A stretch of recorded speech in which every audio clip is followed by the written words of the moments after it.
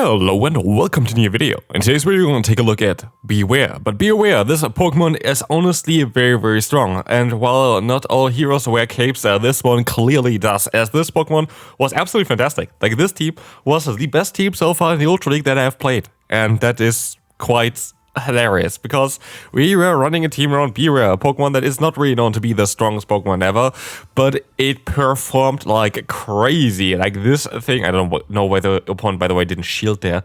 They had double boost on the Scissor. If I was a Scissor player there, I would just go all in for that one. But as you can see here, we're going to be able to do a lot of damage with especially Dusknoir. Dusknoir was the best Pokemon of this team. I can say that. I am aware that Bewear is not going to be the strongest Pokemon of this team. Bewear itself, though, still did something. And look at this cape. Like, you can't tell me that the cape doesn't look crazy cool on this one. As you can see as well, we're going to have the belly bolt against us. We know already the entire team with that as well. The HGC and Pitta here, which is kind of annoying, but it does not really matter. I can still take that. I can go up to 5 fast moves, and I can swap out into my Stunfisk to complete the hard-walled belly bolt. This is, by the way, the exact reason why I have this Stunfisk here. There were other options as well that I could have went for, but this is the only Pokemon that helps me with belly bolt. And this was the main reason why I needed to have this thing, because otherwise belly bolt would be a bit too strong. And this is kind of funny because actually Belly Bolt isn't even the craziest against this team. It's not like super effective against anything. But if you're not prepared for Belly Bolt, you are going to be in for a ride, and it's not going to be a fun one because this Pokemon just destroys your teams. And as you will see as well though, Bewear is still going to have its superpower, and that superpower is to knock out that Belly Bolt. And we can move on to the next opponent. So let's talk a little bit about the Bewear. Bewear is going to be an interesting Pokemon. Being a normal and fighting type, I'm not too sure if there are more normal and fighting type Pokemon. I can't think of any. But with that, you have a type that resists the ghost typing, which is kind of cool. Because you also have Shadow Claw, which is kind of nice, as well as the Payback, which is going to allow you to hit other ghost types as well. So yeah, a fighting type that's honestly mainly there to counter ghost types. The issue with the current moveset though is I am not able to hit the fairy type Pokemon at all.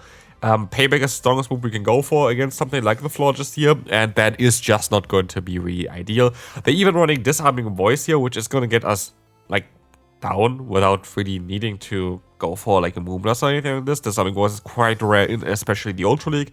Makes more sense in the Great League, where the bulk levels are a little bit lower. Here, I feel like it's quite more needed to go for the harder hitting Moonblast in the Ultra League, just because otherwise, unless you're encountering a Bewear, you just don't do the damage that you need to do. Anyway, I was able here to catch the move, which is kind of alright. The Rock Tomb is coming in, and we are going to be able to go ahead and go for yet another Mud Bomb. Mud Bomb is going to come through here and do some solid damage. We are taking triple resistant damage from the opponent's fast move, and in comes the Gastrodon, and with that, I'm sadly going to lose this battle. I just don't have the alignment here that I need to have, and that is okay. Yeah, we are going to go down here from most likely this incoming Water Pulse, and then we have the Dusknoir that just doesn't really have the play here right now anymore, but yeah, if we would have got rid of the Florges earlier, I think we would have been even fine there, but it's actually that the Disarming Voice was the main reason why we lost this battle, which is kind of funny.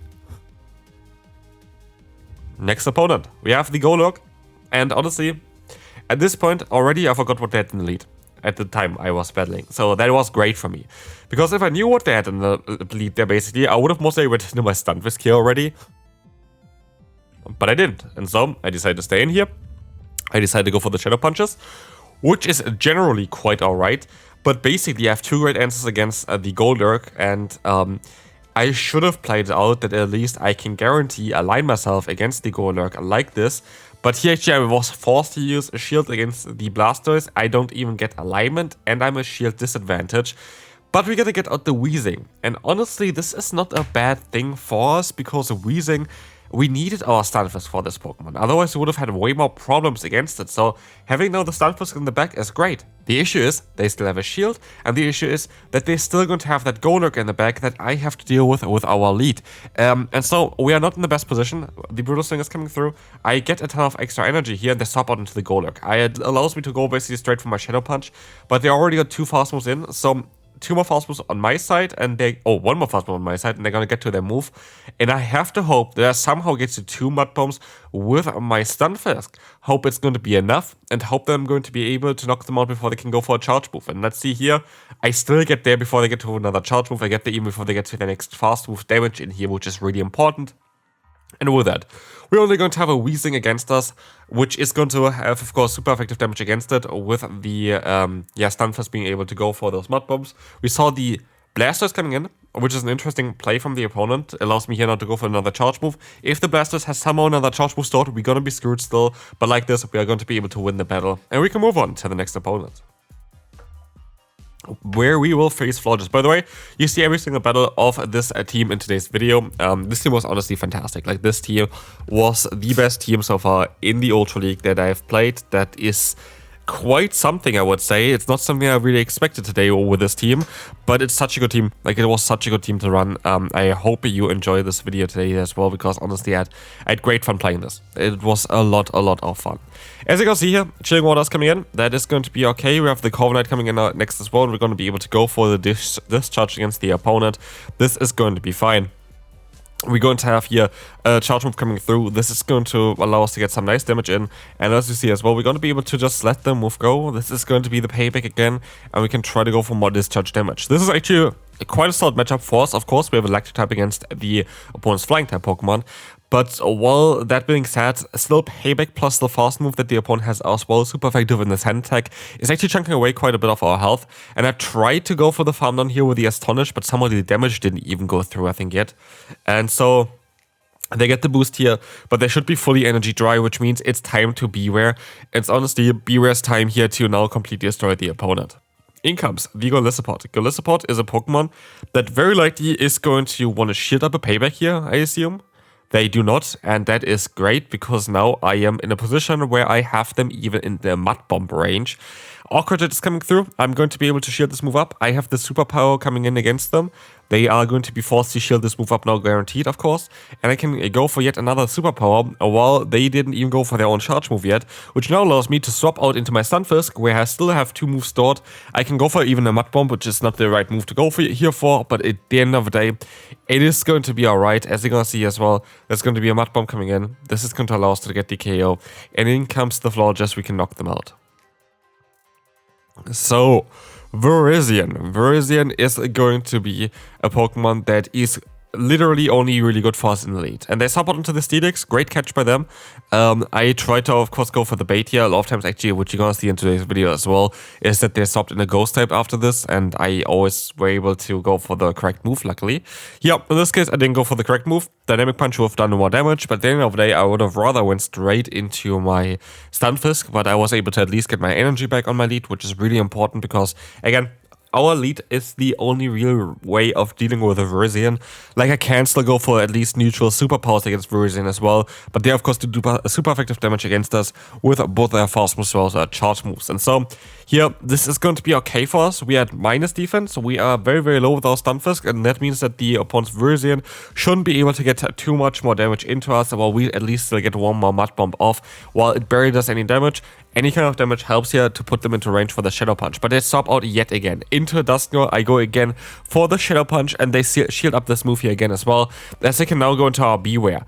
Bewear is going to be able to resist the fast move from the opponent, but I do think that most likely in the two-shield scenario, this is going to be a bit more difficult. But as you see here, they go for the Dynamic Punch, allowing me to now get a ton of energy. I can go ahead and go for a payback, which would knock them out straight away, and it does knock them out straight away. And with that, we still have our Bewear with a little bit of energy, enough health to survive a Sacred Sword. The superpowers coming in are doing a ton of damage here against the opponent, but they actually decide to use the shield up anyway. And with that, we can let the move go. And I just need to get one more Dynamic Punch in order to win this battle, and it's guaranteed at this point because you're going to be able to hit it here. And this is going to be it for this battle. And we can move on to the next opponent, where we will face one of the toughest opponents, weirdly enough. It is going to be Porygon 2. Porygon 2, of course, doesn't want to get hit by a Dynamic Punch, and that's why they swap out into a Dusknoir that wants to take this hit, but luckily I didn't go for the actual hit and went for the bait instead, and now I can knock them out. And so Dusknoir is now going to be in a position where we can even get the shield still against the Porygon by going for the Dynamic Punch, and so that's exactly what I wanted to do here, but to swap out into the Tinkaton. I cannot really swap out yet. The opponent is still locked in this matchup, but that's okay for me. I kind of need to keep alignment here, and so I decided to let them move go. Let them just win this. If I just actually went for a fast move earlier, I would have been able to even get another Shadow Punch off there. But they swap out now into their own Porygon. They're locked into this matchup. I let the first move go. It's a Zap Cannon. Zap Cannon is doing some solid damage. I am forced now to shield up the next move. This is going to be the try attack from the opponent. They don't get any debuff, which is quite lucky for me. But I'm kind of forced now to go for a back-to-back superpower, and then I have to swap out into my final Pokemon. And what the opponent can do here now is they are going to be able to very likely debuff our final Pokemon here, the Stunfisk. And this is the thing as well. Try attack is the only move that has a 50% chance to drop both your attack as well as your defenses. And they get it straight away. And to be fair, that's kind of fair. I think they didn't get it in the first one, so like all by chance, that's totally fine. It's 50% chance for Porygon 2 to get this move off and debuff everyone. And honestly, it kind of makes me want to run to Porygon 2 again. It's more of a meme, don't get me wrong, I fully understand that. But such a fun Pokemon. Like, it's such a fun Pokemon. I just wish that more Pokemon actually would get Tri-Attack. I think it's a fun move to go for. Tri-Attack itself, though, doesn't do a lot of damage. And here, we did the move that is going to win us the battle. We did the move, and that we can catch the move here from the opponent. If I didn't caught the move, I would have lost this battle. I would have lost this battle straight away. I can tell you this already. There was no way I would have been able to win this, because there's still actually, this battle is still going to be quite close. I'm going to be forced to use the shielding into Bulldoze, and I'm going to be able to farm them down, and with that, I am getting to another charge move, which is going to knock them out here, but it would have been quite close otherwise as well. And so we're going to move on to the next opponent, where Dusknoir is going to meet a Florges. This is going to be kind of also the ideal matchup for us, as our backline is kind of weak to the charge moves or the fast move. Like, we're going to have here the Stunfisk, which is going to be weak to the chilling water, as well as the potential Trailblaze, which is not as common in the Ultra League as much as it is in the Great League. And then we're going to have, of course, the Bewear, which is going to do resisted charge move damage, as well as taking super effective damage from the opponent's fast move. And so this is going to be here kind of the ideal way of dealing with Florges. I am going to be able to shield up yet another move. I was expecting that they would most likely go for a Moonblast eventually, but because I knew that I kind of need to get rid of them here, I was able to kind of at least get them super low now. They go for the Moonblast now. They baited me twice. Well done there from the opponent. I can go for the full Fountain with a Stunfisk, and in comes a Skeledirge. This is not too bad for me, but it's also not too great for me, because I am now in a position where I don't have shields left, and I have a shielded Pokemon against me. So what am I gonna do here? They're at 100 energy, and I guess they are weakening, like they're threatened by the Mud Bomb here. They're at 100 energy here for sure. Torchum comes through, and I show stopped out of here. I didn't think about it, but they go, of course, for a Shadow Ball to knock me out. They're energy dry, which means I would be able to most likely knock them out there in time, but they're gonna stop out into the Cobalion, and I would need to go for double superpower now in order to knock them out, but I'm not even too sure if I'm going to be able to get it done. I am not. They're gonna see Pitta with me, and this is going to be a good game. I would have knocked out the Cobalion here already if I would have got like one more free fast move or anything like this, but I didn't. And also, yeah, it was just unfortunate. If I caught the Shadow Ball, I think I would have won this battle, but I didn't catch the Shadow Ball, and that lost me the battle here, so that was actually quite winnable. I got baited twice in the lead. It just happens.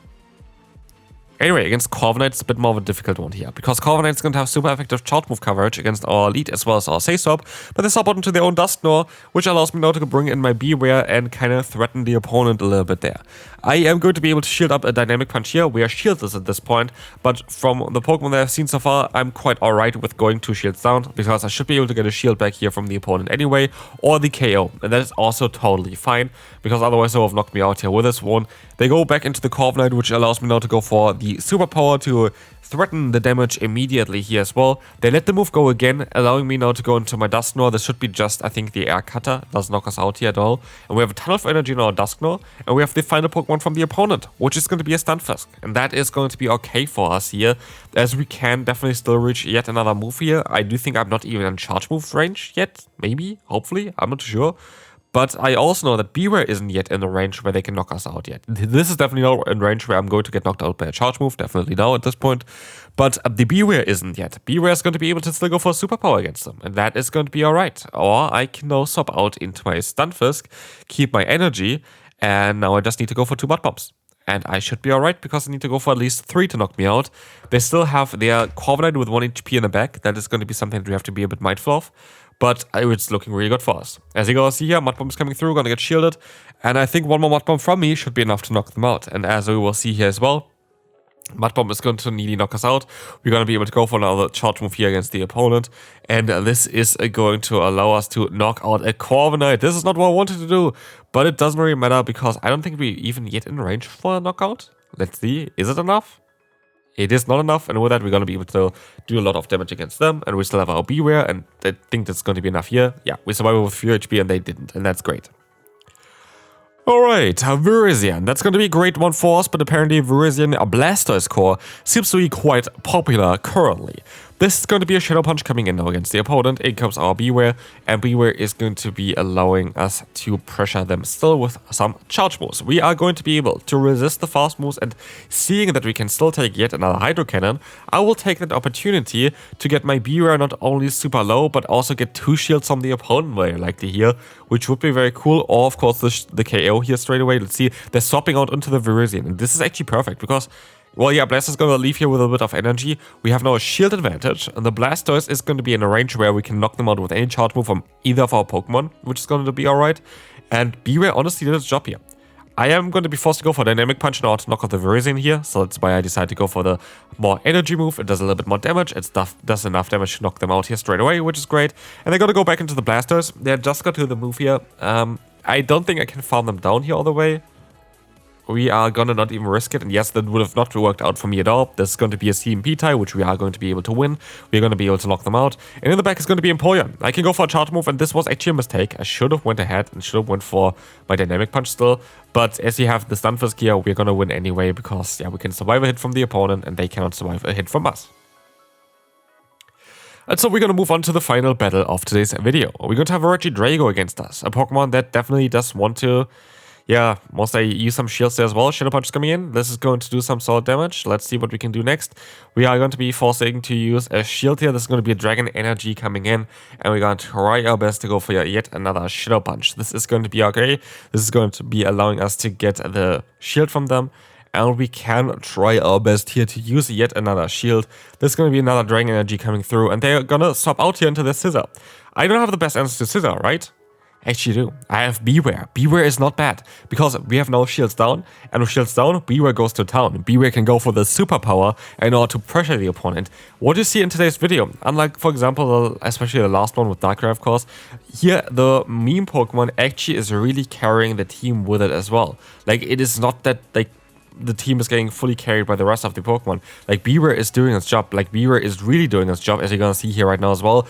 Being able to pick up 2 KOs against the opponent, giving us a 3-1 lead. Now it's a 3-2 lead, but it's gonna be Empoleon in the back. And that is actually not that ideal, because they're going to be able to win this battle here.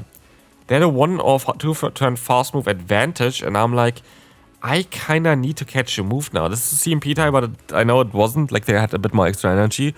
And so I'm going to try to catch the move here, and as we will see, the opponent goes for it. The opponent goes for the charge move a little bit too early. This will allow me now, they are even under charge because I realized that this allowing me to win the battle. And that's going to be it for this video. Hope you enjoyed it. If you did, feel free to leave a like, and I will see you then. Bye bye.